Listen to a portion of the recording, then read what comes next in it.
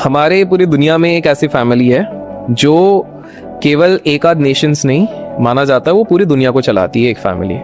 हाल फिलहाल में उसी फैमिली को देखा गया था एक बहुत ही हाई प्रोफाइल वेडिंग में, जो 6000 करोड़ की एक वेडिंग हुई थी, उसमें देखा गया था, अंश देखा गया था। इन लोग सरप्राइज थे कि इधर क्या कर रहे हैं। ये फैमिली 18th सेंचुरी से अगर देखें तो इन्होंने अपनी पूरी बैंकिंग इंडस्ट्री को डोमिनेट करने से शुरू किया था। यूरोप की सबसे ज्यादा जो बैंकिंग ट्रांजैक्शंस होते हैं, बैंकिंग इंडस्ट्री के मालिक ये थे। नेपोलियन जो अटैक करता था, जो राजा था, उनको भी फंडिंग इन्होंने दी थी।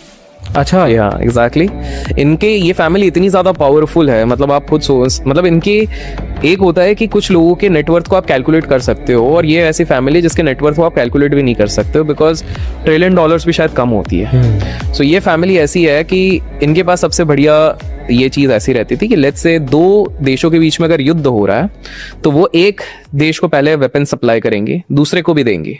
अब एक समय पे आके मान लीजिए 3 साल से युद्ध चल रहा है और एक देश बोलता है इनके पास आके कि यार जनाब देखिए, आपकी बैंकिंग फर्टर्निटी को और बढ़ाएंगे, फाइनेंस को और बढ़ाएंगे, हमारे देश खुले आम से आपको बुलाएगी।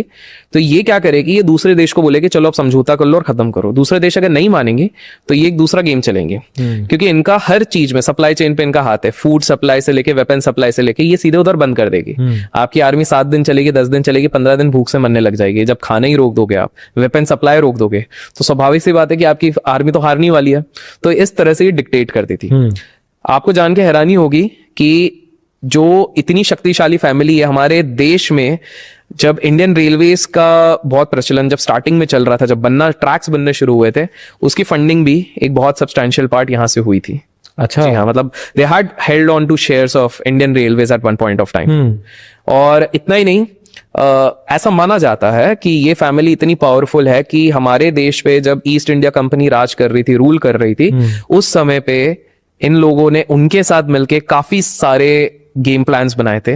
स्विस कैनाल जो बोलते हैं, स्विस कैनाल अलग अलग लोग अलग प्रोनाउंस करते हैं, उसमें भी इनका फंडिंग का बहुत बड़ा योगदान रह चुका है।